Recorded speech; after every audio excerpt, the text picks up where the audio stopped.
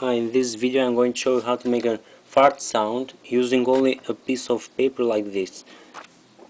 Just take a pen or pencil, it doesn't matter, and roll the piece of paper around the pen or pencil.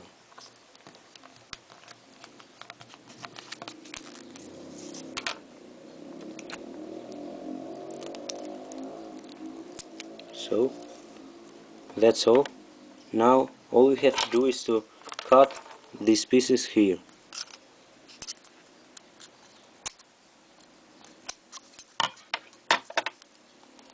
That's all. Now you have to blow to this side, or do the opposite in this side. It's so funny. You have to try it at home.